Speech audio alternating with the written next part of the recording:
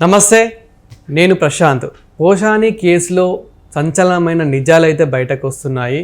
So ఇదంతా నాతో మాట్లాడించింది సాక్షి news వాళ్ళే అని చెప్పేసి అయితే తను కొన్ని నిజాలైతే బయట పెట్టడం జరిగింది. అసలు ఇంతకీ ఏం మాట్లాడారు ఏంటి, దీని గురించి అయితే మాట్లాడేందుకు ప్రస్తుతం మనతో పాటు సీనియర్ జర్నలిస్ట్ దుర్గా వడ్లమణి గారు ఉన్నారు. నమస్తే అండి. నమస్తే అండి. మేడం, పోషాని కేసులో అయితే చాలా ట్విస్ట్లు అయితే చూస్తున్నాము, చాలా కేసులు చూస్తున్నాము.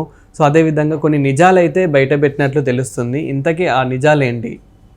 నిన్న ఆయన్ని సిఐడి పోలీసులు ఒకరోజు విచారణకి పొద్దున్నుంచి సాయంకాలం 5 వరకు చేశారండి.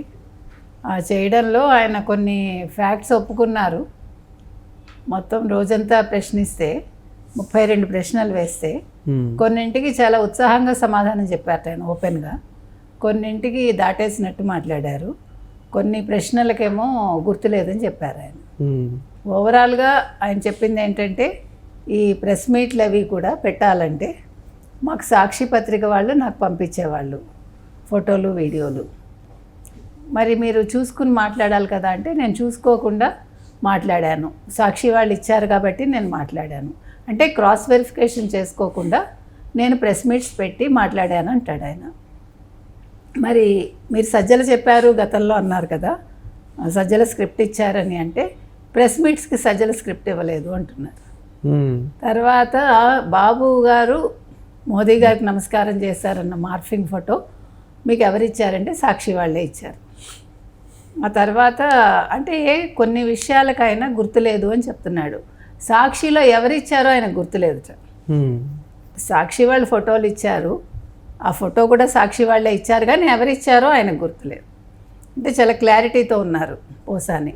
ఒక పక్క భయం ఉన్నప్పటికీ ఇంకో పక్క తప్పించుకోవటానికి చూస్తున్నాడు ఆయన. అంటే ఆయనకు ఆల్రెడీ ఇన్స్ట్రక్షన్స్ వెళ్ళి ఉంటాయి, నువ్వు ఆల్రెడీ నోరు జారావు. ఇప్పుడు సజ్జల విషయంలో నోరు జారారు కదా, ఉన్నది ఉన్నట్టు చెప్పేశాడు అతను భయపడి ఫస్ట్లో.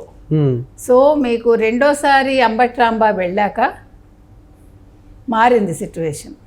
అంటే ఒకళ్ళు వెళ్ళినప్పుడు గుండెపోటు, ఇంకొకళ్ళు వెళ్ళినప్పుడు మాట మారింది.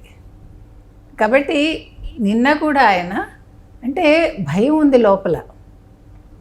ఎట్ ద సేమ్ టైం వీళ్ళు కొంచెం ఏమైనా కబురు చేశారమ్మా నీ సంగతి తేలుస్తావని, నువ్వు నోరు విప్పితే నీ పని ఉంటుంది, నువ్వు ఆల్రెడీ సజ్జల పేరు చెప్పావు, సజ్జల భార్గవరెడ్డి పేరు చెప్పావు, అది చూసుకో నువ్వు మళ్ళా కనుకైతే జగన్మోహన్ రెడ్డి పేరు చెప్పినా ఇంకెవరి పేరు చెప్పినా నీకు ఉంటుంది అని. ఇప్పుడు సాక్షి పేపర్ అంటే మరి భారతీరెడ్డే కదా, అంటే భారతీరెడ్డిని ఇరికిచ్చాడు ఆయన. ఆయన కళ్ళు మూసుకుని భారతీరెడ్డిని ఇరికిచ్చాడు.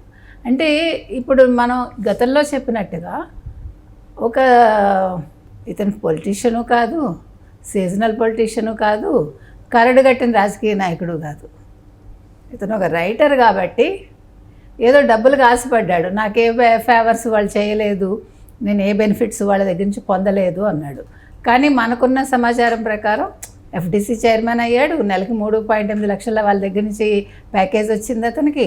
అది కాకుండా మై హోమ్ భుజాలో ఫ్లాట్ కొనుక్కోవడానికి డబ్బులు వచ్చాయి కోట్లు, తర్వాత పొలాలు కొన్నాడు అంటున్నారు, ఇంకా చాలా ఉన్నాయి పరిస్థితులు. అంటే ఇవన్నీ వైసీపీ నుండే వచ్చాయంటారా? వచ్చాయనే మనకున్న సమాచారం. అతను ఏంటంటే వాళ్ళు ఇచ్చారని ఒప్పుకుంటాడు, ఒప్పుకోలేడు కదా. ఇప్పుడు ఇచ్చాక ఎవరు ఇచ్చారు, ఎందుకు ఇచ్చారు, ఎలా వచ్చింది, క్యాష్ రూపంలో వచ్చిందా, లిక్విడ్ క్యాష్ వచ్చిందా, లేకపోతే ఆన్లైన్ వచ్చిందా పేమెంటు, లేదు ఎవరు పే చేశారు.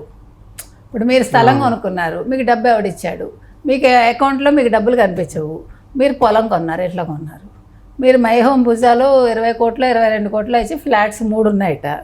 So 3 flats how can you by, me income ఎంత, అంతకుముందు మీ ఇన్కమ్ ట్యాక్స్ రిటర్న్స్ ఉంటాయిగా. ఇప్పుడు ఒక ఏడాదికి కోట్లలో తేడా వస్తుందా, అందులో ఇప్పుడేం పెద్దగా సినిమాలు లేవుగా. గత 5 ఏళ్ళుగా అతను హార్డ్లీ చేశారేమో సినిమాలు. కాబట్టి అంటే మనం ఒక అబద్ధం చెప్పినా కూడా అతికినట్టు ఉండాలి, అబద్ధం తడికి అల్లినట్టు ఉండకూడదు, గోడ కట్టినట్టు ఉండాలి. కాబట్టి ఈయన కొంచెం భయపడుతున్నాడు. అంటే పోసాని కృష్ణమురళి ఊహించలేదు ఇది. ఇంకొకటి, ఒక పిన్నెల్లికి వెళ్ళాడు జగన్మోహన్ రెడ్డి, ఇలా కొంతమందిని చూడడానికి వెళ్తున్నాడు కానీ పోసాన్ని చూడడానికి రాలేదు. పోసాని భార్య ఇప్పుడు ఎక్కడున్నారో మనకు తెలియట్లా. అంటే ఇరుక్కున్నాడు బాగా. అది ఇప్పుడు 2 రకాలుగా ఇరుక్కున్నాడు ఆయన. ఒకటి పోలీసుల దగ్గర ఇరుక్కున్నాడు నిజాలు చెప్పి, నిజం చెప్పినందుకు వైసీపీ దగ్గర ఇరుక్కున్నాడు. ఇది చిత్రమైన సిచ్యువేషన్ అతనికి. అవును. అంటే ఇది ఊహించలేదు అతను, అది ఊహించలేదు. డబ్బులు వచ్చాయి, మన ఎవడేం చేస్తాడు, 30 ఏళ్ళు. ఈ 30 ఏళ్ళు ఏ ముహూర్తాన్ని జగన్మోహన్ రెడ్డి మొదలుపెట్టారో ప్రతి వాడు మునిగిపోయాడు 30 ఏళ్లలో.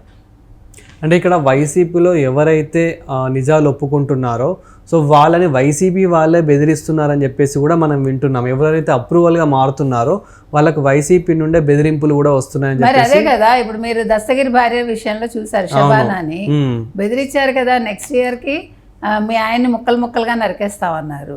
మరి పోసానికి కూడా బెదిరింపులు వచ్చాయేమో, అందుకే నోరు విప్పట్లేదేమో. అందుకే ఇప్పుడు సజ్జల నాకు ప్రెస్ మీట్స్కి అయితే స్క్రిప్ట్ ఇవ్వలేదని మాట మార్చాడు కదా. అంటే ఖచ్చితంగా అతనికి ఇన్ఫర్మేషన్ వెళ్ళి ఉంటుంది. నువ్వు నోరు తెరిచావు, నీ పని చెప్తాము, నువ్వు ఎలా చక్కదిద్దుకుంటావో అంటే సరి చేసుకుంటావో నీ మాట సరి చేసుకో అని. ఏది ఏమైనా పోసాని ఊహించనివన్నీ జరుగుతున్నాయి. ఇంకొకటండి, దౌర్భాగ్యం ఏంటంటే ఒక అక్యూజ్డ్ దగ్గర, అది ఏ రకమైన అక్యూజ్డ్ అయినా కావచ్చు, సిఐడి పోలీసులు ఫోటోలు దిగాలని ఉత్సాహం చూపించడం ఏంటండి? అంత అత్యుత్సాహం ఎందుకు మీకు అసలు? ఏంటి అసలు? చాలా అసహ్యంగా లేదు వినటానికి కూడా. మీ స్టేచర్ ఏంటి, అతనేంటి, ఒక పోలీస్ అంటే ఎంత రెస్పెక్ట్, అందులో సిఐడి పోలీస్ అంటే. అలాంటిది మీరు ఎగబడి ఫోటోలు దిగటం ఏంటి? నాన్ సెన్స్ అది. ఇవన్నీ కూడా దృష్టిలో పెట్టుకోవాలి అంటే డిపార్ట్మెంట్ వాళ్ళు. అంటే వీళ్ళకి చాలా గట్టిగా వార్నింగ్ ఇవ్వాలి ఈ ఫోటోలు దిగే వాళ్ళకి. కొంతమంది షేక్ హ్యాండ్స్ ఇచ్చారు అక్కడ ఉన్న ఒకళ్ళిద్దరు, మనం చూసాం వీడియోలో. అంటే ఇంకా అభిమానం ఉంటుంది కదా. ఇప్పుడు బయట వాళ్ళకి అభిమానం ఉంటే తప్పు లేదు. పోలీసులు ఈ రకంగా బిహేవ్ చేయటం మాత్రం అది హర్షించదగ్గ విషయం కాదు. తర్వాత పోసాని మాత్రం అంటే అతను జీవితంలో ఇలాంటి సిచ్యువేషన్ ఎప్పుడు వచ్చి ఉండదు. అతను చిన్నప్పుడు కష్టాలు పడ్డాడు, ఒక రకంగా కష్టపడే పైకి వచ్చాడు. ఎప్పుడైతే పర్చూరి బ్రదర్స్ దగ్గర చేరారో ఇతను లైఫ్లో సెటిల్ అయ్యాడు అతని తర్వాత. ఎందుకంటే అతని దగ్గర స్పార్క్ ఉంది, రైటింగ్లో స్పార్క్ ఉంది. అదే నాకు ఫ్రెండ్గా ఉన్నప్పుడే నాకు తెలుసు అది. ఒకప్పుడు నాకు మంచి స్నేహితుడే ఒక రకంగా. తర్వాత మా ఇద్దరికి చిన్న విభేదాలు వచ్చి మాట్లాడుకోవటం మానేసాం మేము. కాకపోతే ఏంటంటే నోటి దూల ఉంది. ఇంకొకటండి, కొంచెం అహంకారం వస్తుంది మనిషికి. పేరు వచ్చాక అహంకారం రాకూడదు. ఇక్కడ ఒక గతంలో చాలా మంచి వ్యక్తి, అంటే మనకి మాట విధంగా కానీ సాయం విధంగా కానీ ఒక మంచి వ్యక్తి, కానీ ఇక్కడ ఏంటంటే ఇక్కడ వైసీపీ తరపున ఆశపడ్డం వల్ల, అంటే వాళ్ళు ఆశ పెట్టడం, ఇతను ఆశపడ్డం. ఎప్పుడైతే మనిషి ఒక ప్రలోభాలకు లొంగిపోతాడో లాంగ్ రన్లో ఊహించుకోడు. అంటే లాంగ్ రన్లో ఏమవుతుంది, ఇప్పుడు నేను ఈ డబ్బు తీసుకోవటం వల్ల నాకేమవుతుంది, అది మనం ఆలోచించుకోవాలండి. ఇప్పుడు మీరు నమ్ముతారో లేదో, జయలలిత పీరియడ్లో నాకు జయలలితకి రైట్ హ్యాండ్ అనేవాళ్ళు అప్పట్లో. ఇప్పుడు లేడు, ఆయన చనిపోయారు. మీరు కాలేజ్ పెట్టండి అమ్మా, మీకు నేను స్థలం ఇప్పిస్తాను, మీరు లోన్స్ తీసుకుని మీరు ఒక కాలేజ్. అప్పుడు ఇంజనీరింగ్ కాలేజెస్కి ఎంత డిమాండ్ అంటే ఆంధ్ర నుంచి వచ్చి అందరూ మెడ్రాస్లో చదువుకునేవాళ్ళు. ఐ సెడ్ నో, నాకు వద్దండి, ఎందుకంటే నా దగ్గర అంత కెపాసిటీ లేదు ఫినాన్షియల్గా. నేను ఎవరి మీద ఆధారపడి అది తీసుకుని లాంగ్ రన్లో నేను నష్టపోకూడదు. బీయింగ్ ఏ లేడీ అంటే మనం చాలా ఆ స్ప్లిట్ సెకండ్లోనే మన ఊహలు చాలా దూరం వెళ్ళిపోవాలి. నేను ఇమీడియట్గా నో చెప్పా. తర్వాత చాలామంది అదేంటి అంత పెద్ద మనిషి అడిగారు. తర్వాత కూడా ఆయన చాలాసార్లు యూ మిస్ ద బస్ అని. I said no problem sir. Okay madam, ఫైనల్గా పోసాని కేసు ఎక్కడి వరకు వస్తుందంటారు? ఇలాగ శిక్ష పడుతుందండి, కానీ ఎన్ని కేసుల్లో పడుతుంది, ఏ రకంగా పడుతుంది, వార్నింగ్ ఇచ్చి వదిలేస్తారా? లేదు అంటే ఇప్పుడు నన్ను తిట్టారు అంటున్నాడు అతను.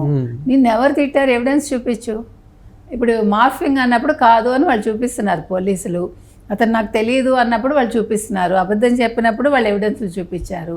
మరి నీ కుటుంబాన్ని తిట్టారు దానికి ఎవిడెన్స్ చూపించు నువ్వు.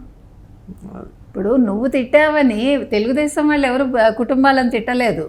మనకి మీరు చూసుకోండి, కావాలంటే వ్యక్తిగతంగా ఒకళ్ళనొకళ్ళు తిట్టుకుని ఉంటారు తప్ప కుటుంబాల పరంగా తెలుగుదేశం వాళ్ళు కానీ జనసేన వాళ్ళు కానీ ఎవరిని తిట్టలేదు మనకు తెలిసి. ఇప్పుడు మాత్రం ఇంకొకటి ఖచ్చితంగా చెప్తున్నామండి, అది తెలుగుదేశమా, జనసేన, బీజేపీనా, వైసీపీనా, కాంగ్రెసా, ఎవడైనా సరే బూతులు మాట్లాడకండి, ఒళ్ళు మర్చిపోయి మాట్లాడకండి. కుటుంబాలను ముఖ్యంగా మహిళలను మాత్రం తిట్టకండి అని ఈ సందర్భంగా మరోసారి మనం చెప్తున్నాం. ఎందుకంటే ఈ కేసులన్నీ మీ కళ్ళ ముందు ఉండాలి మీరు తిట్టేటప్పుడు. మీరు ఇవి గుర్తుపెట్టుకుని మీరు మాట జారే ముందు ఒక్కసారి ఆలోచించుకోమని మనం చెప్తాం. Thank you madam. Thank you.